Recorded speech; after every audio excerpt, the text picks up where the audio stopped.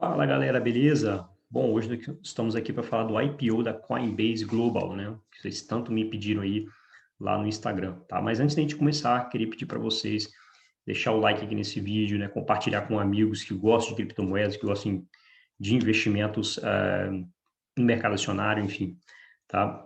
Galera, olha só, eu quase desisti, né, de fazer esse vídeo aqui para vocês porque eu achei muito pobre de informação, né, o prospecto do IPO da Coinbase, não tem nem dados de mercado, por exemplo, eu até que abri outros sites aqui para ver, né, algumas informações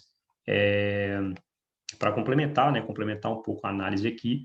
E outro motivo é que, cara, vocês não vão acreditar, galera, Coinbase, ela está vindo com IPO, né, no valor de 100 bilhões de dólares, tá?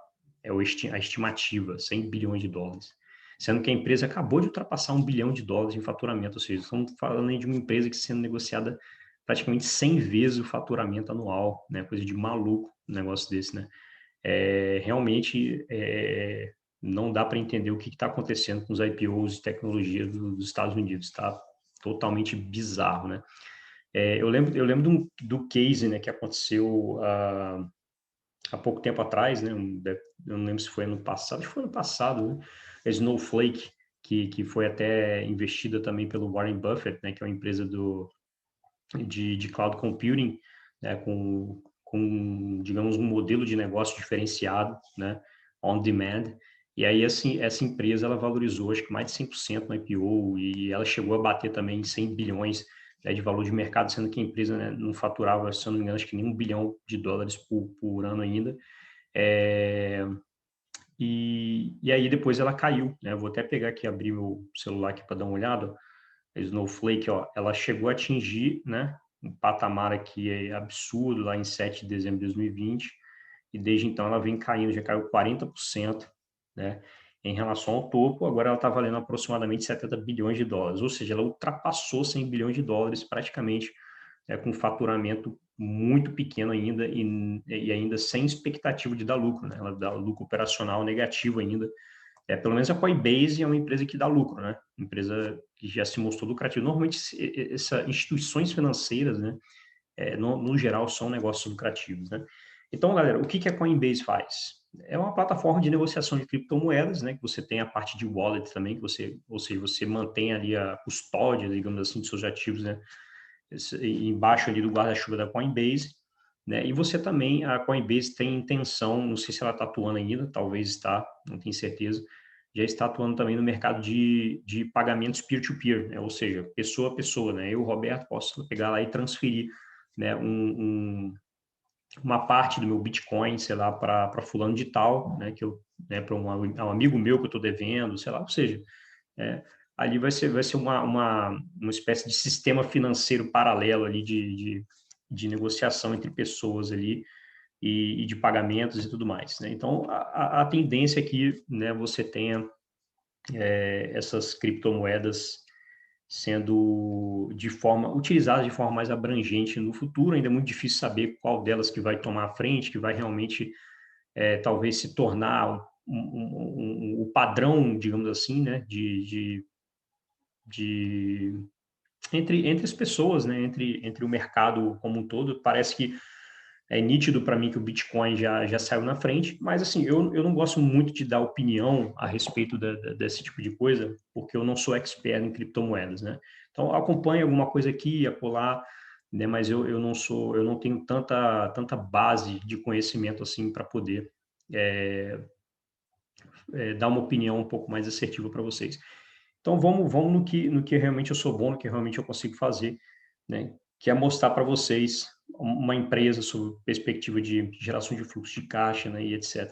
Então, é uma forma de você, querendo ou não, se expor a esse mercado de criptomoedas de forma indireta. Então, né, quanto mais esse mercado de criptomoedas crescer, né, provavelmente a Coinbase ela vai surfar essa onda, né, com mais volume de transações na plataforma deles, mais ativos sob custódia, né, enfim, né, e fora a gama de outros serviços que ela pode agregar, né, no futuro, tá? Então aqui eu peguei, abri algumas coisas a respeito, para ver o tamanho do mercado de criptomoedas, né? Hoje você tem um mercado aí que que chegou ao valor de quase 2 trilhões de dólares, né? Juntando o valor de mercado de todas as criptomoedas, um total de capitalização, né? 2 trilhões de dólares, e você tem aqui uma estimativa de que até 2026, né, você chega ao total de 5 trilhões de dólares, né? Esse artigo aqui foi feito no dia 23 de fevereiro de 2021. Aí, se esses caras aqui estão sendo otimistas ou pessimistas, não sei. Com certeza deve ter gente que deve achar que vai atingir né, muito mais do que 5 trilhões de dólares, já que a gente já está na casa dos 2 trilhões e até 2026 ainda faltam 5 anos, né? Então, eles esperam um crescimento, né, em torno de 30% ao ano, né, até 2026, tá? Essa empresa de pesquisa de mercado, ela fez aqui. E aí você tem também deixa eu ver mais o que aqui. Você tem que olha o histórico de volume de negociação, né, volume de transações, né? O Bitcoin, Ethereum e outras 9 criptomoedas. E aí, pegando desde janeiro de 2017 até até 28 de março de 2021. Então, você vê que você teve uma explosão, né, de volume de negociação, isso aqui é nítido, né, em praticamente todas as criptomoedas aí que estão aqui. E aí, galera, quanto mais as criptomoedas forem negociadas, não só a questão da negociação em si, o volume de transação em si, mas quanto mais as criptomoedas se valorizam, mais você tem ali o ativo sobre custódia, né? Um ativo sobre custódia aumenta na Coinbase, né? Quando ele expande o valor de mercado dessas moedas, então você tem o ativo sob custódia automaticamente da Coinbase expande pra caramba também, né? Porque essas moedas vão valer mais no futuro, tá? E aí, como eu falei com vocês, né? Tá muito meio pobre de informação aqui no prospecto da IPO deles, mas eu vou tentar pegar alguns pontos aqui mais importantes para passar para vocês. E aí tem usuários, né? A quantidade de usuários transacionando mensalmente, né? Você tem 2,8 milhões de transações mensais. Você tem 43 milhões de usuários usando a plataforma, né? Foi o número que fechou 2020, ao redor do mundo todo, né? 43 milhões. Você tem um total de volume transacionado dentro da plataforma da Coinbase, né, de 456 bilhões de dólares, né? E você tem 90 bilhões em ativos na plataforma, né?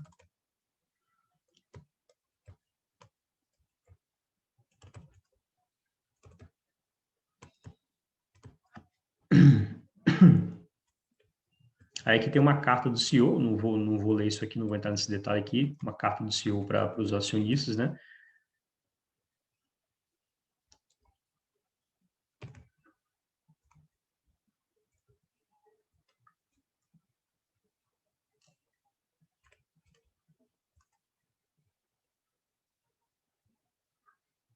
Aqui, essa parte que eu achei interessante, né? Aí que ele diz, né, que as aplicações em criptoeconomia são muito extensivas, né? Você tem real-time cross-border payments, ou seja, pode transacionar, né, valores ao redor do mundo, né, 365 dias no ano, né, 7 dias na semana, 24 horas por dia, né? Está escrito aqui por extensivo 24/7/365. Democratização do mercado financeiro, o peer-to-peer que eu falei para vocês, né? Peer-to-peer financial applications, né?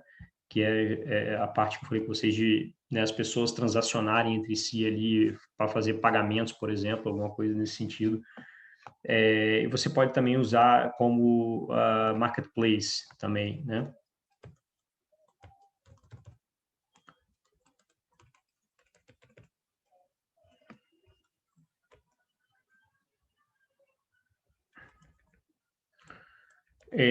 Aí tem estratégia de crescimento, né? Como que a Coinbase espera crescer, né? Adicionando mais clientes, né? Expandindo, né, a profundidade e a amplitude dos ativos, lançando produtos, né, mais inovadores. E aí você vem a questão do sumário de riscos, né? O que envolve os riscos do negócio da Coinbase, né? E ele cita algumas coisas aqui, cyber attacks, né?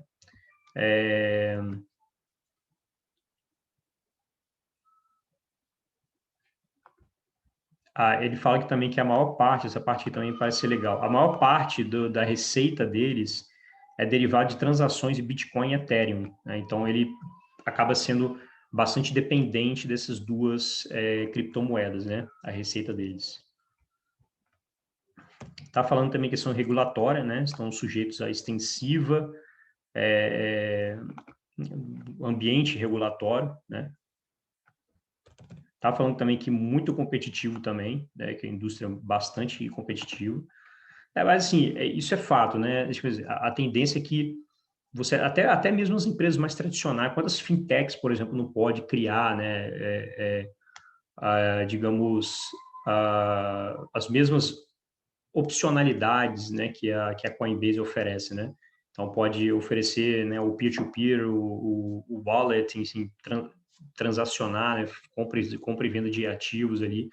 Então, não é uma coisa muito difícil, né, de você se criar, né? Ainda mais as fintechs, né, que já estão nesse ambiente, né? Então, elas podem muito bem uma fintech, de repente, que já é focada em alguma outra coisa, que não necessariamente seja criptomoeda, ela pode simplesmente chegar e falar, ó, agora eu vou lançar também, né, uma plataforma que vai permitir as pessoas fazerem, né, todas essas funcionalidades aqui que a Coinbase oferece. Então, a tendência, na minha opinião, o mercado vai crescer muito, né? Então, vai ter espaço para muita gente crescer ao mesmo tempo. Não vai ser, não enxergo uma briga por market share assim, violenta a curto prazo. Acho que vai ter muito espaço para todo mundo crescer ao mesmo tempo.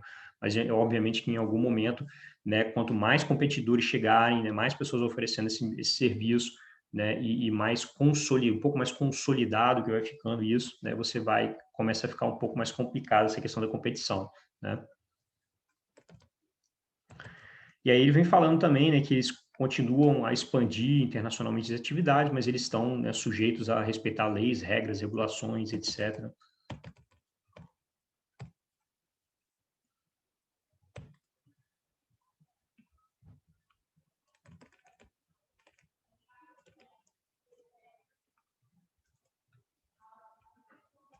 Deixa eu pegar aqui a parte aqui a parte aqui você consegue ver o quanto que a empresa está crescendo, né? O net revenue, né, que é o faturamento líquido, né? Foi de 1,100, né, contra 482 milhões, 1 bi 100, né, contra 482 milhões no ano passado, ou seja, nós estamos falando de um crescimento de mais de 100% de um ano para o outro, né? E aí você vê que até o ano passado, né, a empresa ela dava lucro operacional negativo, tá vendo aqui, ó, operating income, ou loss, né, operating loss. Então, ela tinha operating loss até o ano passado, né, na casa de 45 milhões de prejuízo, e esse ano ela não só teve, né, lucro operacional positivo e muito positivo, imagina só, em um ano ela conseguiu sair de menos 45 para positivo em 400 milhões, né, e aí ela fechou o net income do ano com 322 milhões. Então, galera, nós estamos falando aí de uma empresa que está apresentando, né, uma margem operacional aí, vou fazer as continhas aqui rapidinho de padaria, 409, né, dividido por uns 41, aí estamos falando de uma empresa que está oferecendo mais ou menos 36% de margem operacional, e essa margem operacional, mesmo sendo boa, pode ser que cresça ainda mais, né, com ganhando mais escala, né, e diluindo custos fixos de operacionais, por exemplo. E nós sempre tivemos também aqui, né, quando a gente pegar a margem líquida, né, margem líquida 120, lucro líquido foi 127 milhões dividido, né, por 141 dá 11%, né? Então foi 11% de margem líquida, tá? Então, nitidamente uma empresa aqui que é muito beneficiada pela questão da escala, né? Totalmente asset light, né? Muito pouco custo operacional e consegue com pouco investimento crescer muito a base de clientes. E a própria demanda, né? Demanda muito forte, então não precisa ser que ela provavelmente ela não está precisando gastar massivamente, né, com publicidade e propaganda para poder aparecer, para poder as pessoas preferirem ela, porque a demanda já está muito latente, né? E aí vem a posição de caixa da empresa. Vamos dar uma olhadinha aqui na posição de caixa da empresa aqui. Você tem, ó, 1 bilhão, né, esse Proforma aqui, se eu não me engano, acho que é depois, deixa eu ver aqui. Proforma, conversão. Ah, não, isso aqui é outra coisa. Essa aqui era a posição da empresa de caixa antes, no caso, antes do IPO. Depois do IPO, a posição de caixa da empresa provavelmente vai ser muito, muito boa, né? Porque você tem aqui, antes do IPO, ela já tinha, né, 1 bilhão em caixa, né? Caixa equivalente de caixa, então depois do IPO, que ela vai captar, deixa eu ver aqui, eu já não lembro direito mais quanto que ela vai captar, peraí. Coinbase IPO.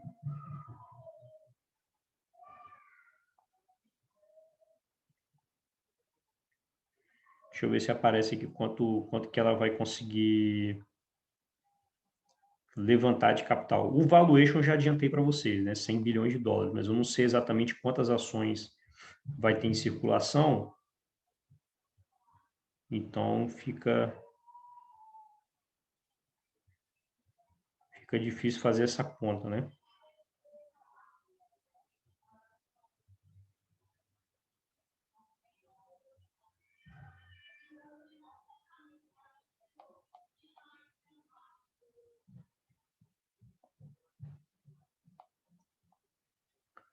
Bom, enfim, não estou achando. Depois eu vejo isso e trago essas informações para vocês aqui.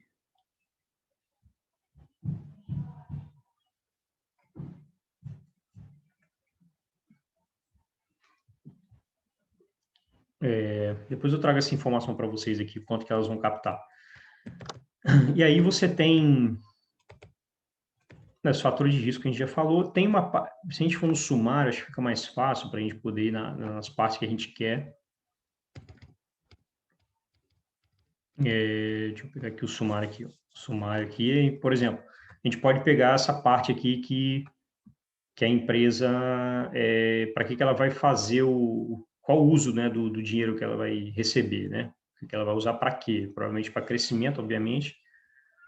Política de dividendo nem vou colocar, porque ela não vai pagar dividendo, acho que eu até já olhei isso, ela não tem expectativa de pagar dividendo, porque vai usar todos os recursos para crescimento, né?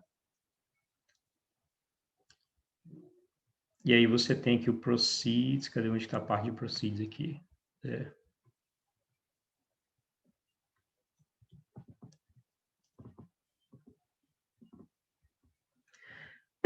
Aqui, use of proceeds, está aqui, o uso do dinheiro que ela vai receber, né?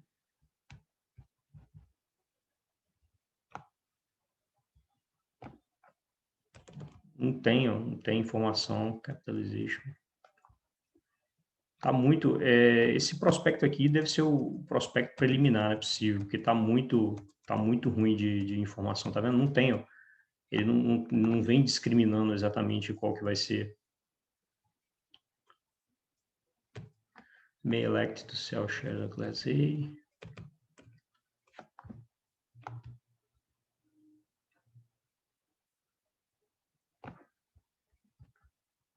Aí, se quiser ver a parte de compensação dos executivos, vocês conseguem ver aqui, né, também.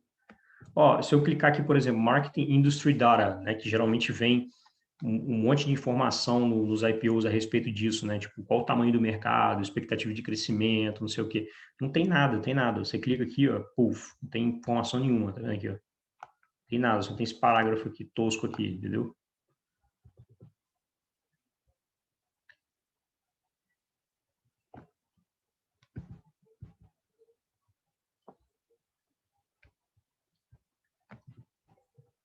Vamos lá na parte de, deixa eu ver a parte de,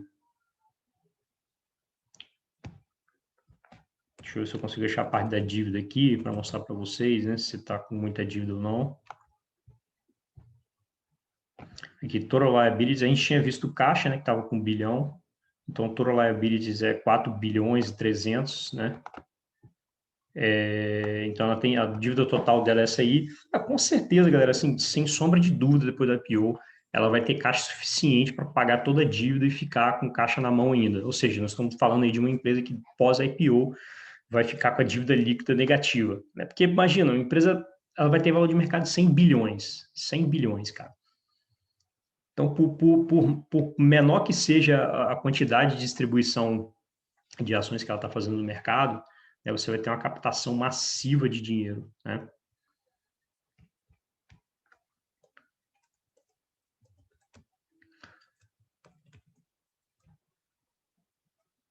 Ó, o lucro aqui, galera, o lucro, acho que eu peguei o valor errado, o lucro aqui, ó. Esse aqui é o lucro diluído, né, que eu peguei 127, né? O lucro, na verdade, o lucro líquido dela foi 322 milhões, tá aqui, ó. Tinha pegado a linha errada. Então, no ano passado, ela tinha tido um prejuízo de 30 milhões e esse ano ela tem um lucro muito positivo de 322 milhões, né? Então, nós estamos falando aí de uma margem líquida, vou calcular a margem líquida de novo, que eu tinha calculado errado, né? Então, eu peguei o valor errado, é 322 dividido, né, por 141, dá 28% de margem líquida, né? Então, 30 e tantos por cento de margem operacional, 20 e poucos por cento de margem líquida. Então, excelente, né, margens da empresa. E aí, você quiser calcular o ROI também, dá para a gente calcular o ROI também, de repente aqui, ó, Stockholders Equity, né, que é esse aqui, que é 663.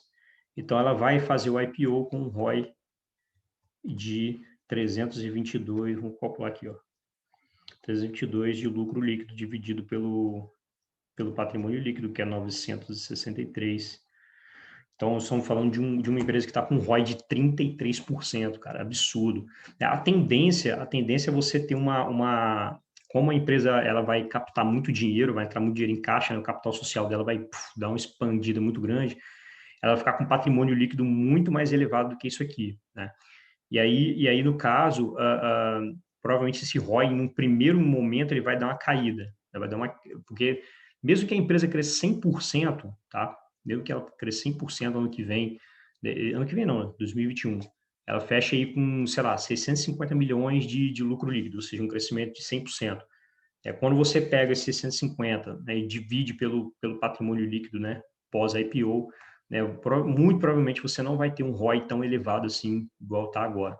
E aí depois, com os investimentos em crescimento que a empresa vai fazer, com a expansão, né, aí sim o ROI ele pode começar a esticar de novo lá, né, para casa dos 30%, porque quanto mais ela expandir o lucro líquido e o patrimônio líquido porque depois o patrimônio líquido depois fica mais estático, né? Que é mais você tem lucro, acumula lucro, esse lucro acumulado é incorporado dentro do patrimônio líquido e aí você tem ali um crescimento do patrimônio líquido, mas ele é muito mais vagaroso, né? Do que a receita e o lucro nesse caso vai crescer muito mais rápido e aí depois você pode dar uma esticada de novo nesse ROI, né? Depois de um tempo, tá? Mas a princípio ela não deve manter esse ROI aí de 33% que ela teve em 2020, tá? De qualquer forma, é impressionante, né? Um ROI muito elevado, as margens muito elevadas, tudo. Então, assim, o negócio em si parece ser maravilhoso e não me parece que existe alguma coisa que possa atrapalhar, digamos assim, o crescimento. Eu vejo um cenário muito mais favorável do que desfavorável, a não ser pelo fato do valuation, né? Valuations que o quanto que a empresa tem que crescer no futuro para compensar uma maluquice dessa, né, de 100 bilhões. Então, você viu o caso da Snowflake que eu falei para vocês, né, já caiu 40% do topo. Então, no meu entender, a chance desse troço corrigir depois de um tempo, né, deu uma correção boa, é muito grande, né, a chance disso corrigir.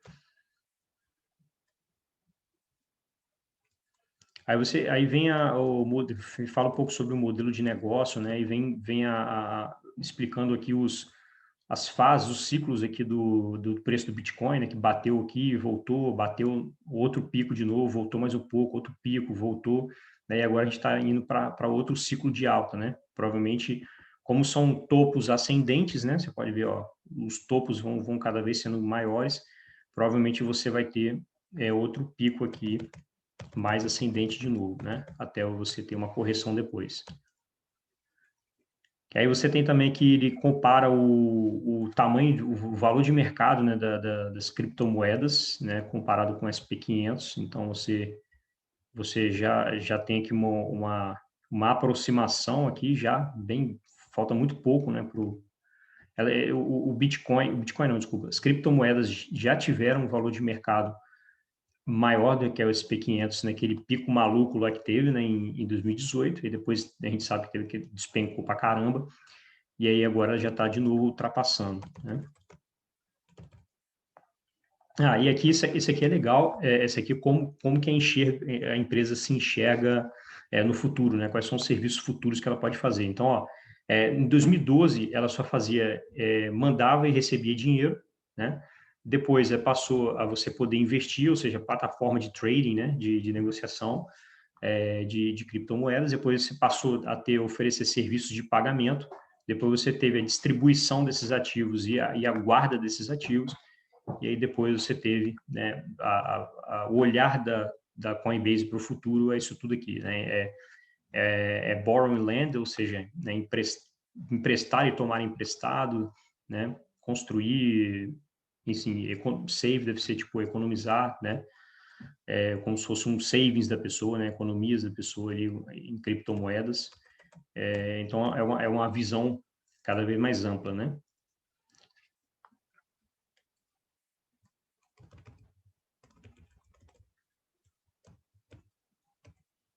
Aí aqui vem o usuários, como é que vem crescendo, tá vendo? A base de usuários, ó.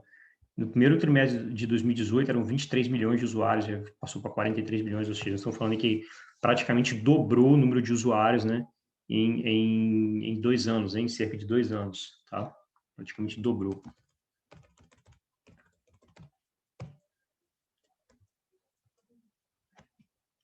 O número de transações, né? Oscila muito o número de transações, né? Você teve um pico aqui no quarto trimestre de 2020, mas oscila muito, né? Você teve um período aqui um pouco mais fraco. Acho que você pode ver que tem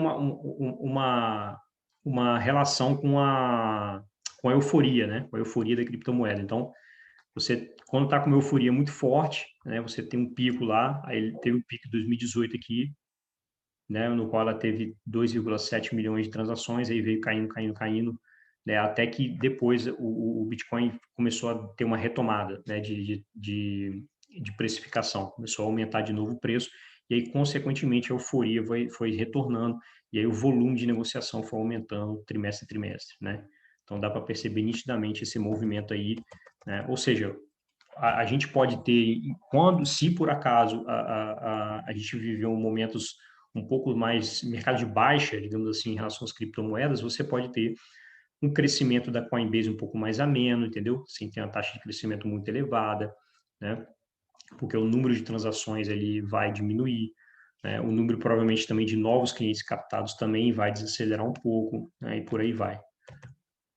E aí você vê que a capitalização dos ativos, né? Você vê que praticamente aqui aumentando, né, ano a ano, e deu uma explosão muito grande aqui do terceiro para o quarto trimestre, né, de 2020, de 36 bilhões passou para 90 bilhões, muito por conta da valorização do Bitcoin também, obviamente, né?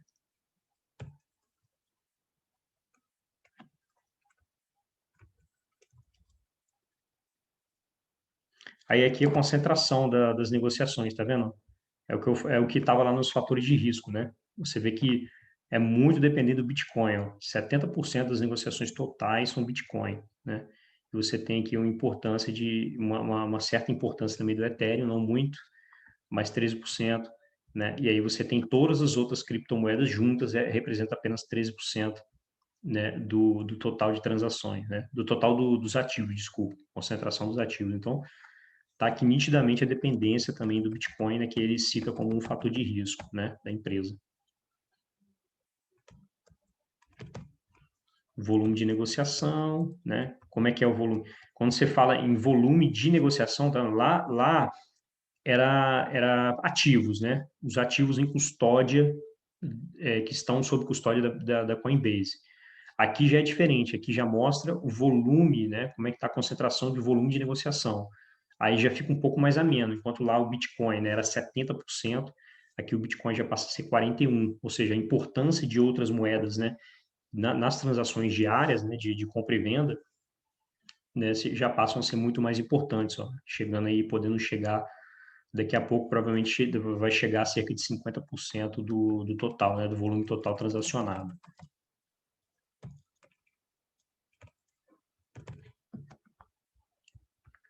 Aí ele fala dos fatores, é fator de risco isso aqui também, ele vai falando quais os fatores que podem afetar a performance da empresa, é o preço e a volatilidade, né? Como já falei isso aqui, né, para vocês, preço e volatilidade dos criptoativos, adoção, será que realmente vai continuar essa massiva adoção, né, pelas criptomoedas ou não, ou vai dar uma, né, uma enfraquecida, oferta adicional de produtos e serviços, investimento em crescimento, né? Habilidade da empresa em competir com preços, né, de serviços e produtos. Estratégia de aquisição, eu sei também ainda está se eu não me engano, eles fizeram uma aquisição, se eu não me engano, recente, mas aqui eles falam de parcerias, né, que eles podem fazer, estratégia de crescer através de aquisições também, eles não descartam essa possibilidade, né, de crescer através de aquisições.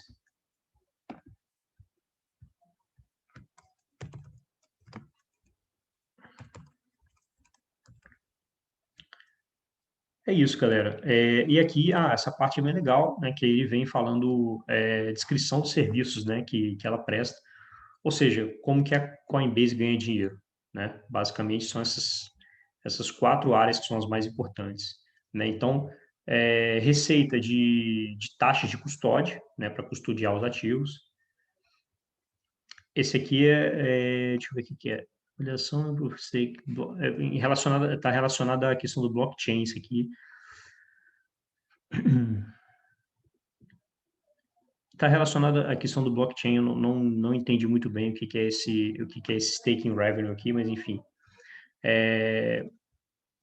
Campanhas, né? Campanhas de provide asset issues with a platform to engage with others for educational videos. Aí ele fala sobre questão de a parte educativa, né? Vídeos educacionais. Também ele falou que ele ganha, né, eles ganham a comissão baseada no montante de criptoativos distribuídos aos usuários, né? Então é isso, basicamente essa é a receita de venda de distribuição, né? E depois você tem o build, que é license revenue.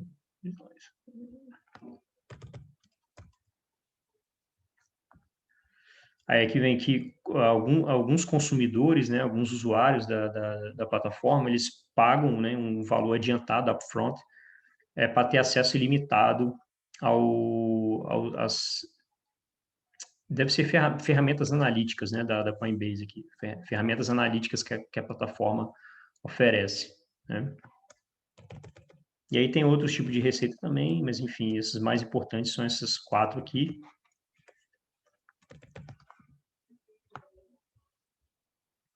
É isso, galera. Acho que o mais importante, eu já falei para vocês. Aqui vem um pouco da questão do cash flow, né, também, ó, tá vendo? Olha só quanto que as atividades operacionais, né, geraram de cash flow para ela, né, de fluxo de caixa, 3 bilhões, né, em fluxo de caixa operacional. Aí você tem a fluxo de caixa das atividades de investimento, né, muito pouco, tá vendo? 50. Então, todo o CAPEX está aqui dentro, tá, galera? O CAPEX, o que é o fluxo de caixa livre da empresa? Nada mais é do que você pega o fluxo de caixa operacional, que é isso aqui, 3 bilhões, né? E diminui do CAPEX. O CAPEX está aqui dentro, né? Então, não necessariamente o CAPEX é 50 milhões, pode ser que seja, provavelmente é menos, né? Porque atividade de investimento, você geralmente tem um CAPEX, investimento ativo fixo, né? E outros itens relacionados. Mas, assim, a grosso modo, você pode simplesmente pegar esses 3 bilhões aqui, diminuir de 50 milhões, né? Você teria aí, a grosso modo, mais ou menos, o fluxo de caixa livre chegando a quase 3 bilhões, né? Então, sob esse ponto de vista, né, da geração de fluxo de caixa livre, a empresa tá bem robusta inclusive, muito maior do que o lucro líquido em si, né? Mas, obviamente, que se a gente está pegando um ano específico aqui, né? Você pode ter algumas coisas não recorrentes aqui também que ajudaram a crescer essa coisa aqui de forma um pouco anormal, né? Digamos assim. Aí ele vem falando aqui, ó, que o fluxo de caixa operacional, né, das atividades, desses 3 bilhões, 2,7 bilhões, ou seja, praticamente tudo, né? Change custo. Tá vendo? Olha só que interessante, ó. aqui já matou a charada. Ele fala o seguinte, que a maior parte desse fluxo de caixa operacional que foi gerado aqui é devido à mudança, né, dos fundos de custódia dos consumidores, né, que vem dos consumidores. Aí eu não sei exatamente se essa... Provavelmente sim, né, porque quando você fala ativo sob custódia, significa o valor de mercado de tudo que está ali, dos clientes que está ali, né? Então, o cliente X tem, sei lá quantos bitcoins, outro cliente tem outra quantidade de bitcoins. Então, você junta tudo, a quantidade de bitcoins que eles têm, o Ethereum, seja lá o que for, e multiplica pelo valor de mercado atual, né, daquela criptomoeda ali. E aí você tem o ativo sobre o total de ativos sob custódia. Então, toda vez que o preço do Bitcoin ou do Ethereum, ou seja lá o que for, explodir para cima, você vai ter um crescimento explosivo, né, de ativos sob custódia dentro da Coinbase.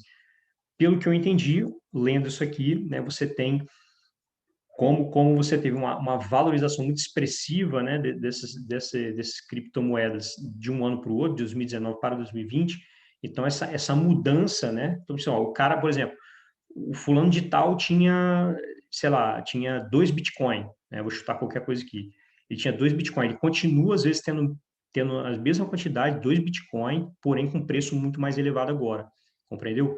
Então, quando ele calcula essa diferença de um ano para o outro, ele joga isso como fluxo de caixa operacional. Ou seja, quando você, provavelmente o que vai acontecer é se você tiver uma queda, né, nesse preço desses ativos, né, você também, automaticamente, você estará impactando, né, o fluxo de caixa operacional, né, que a Coinbase gera, tá bom? Basicamente isso. É isso, galera. Espero que tenham gostado aí da explicação e até a próxima. Valeu!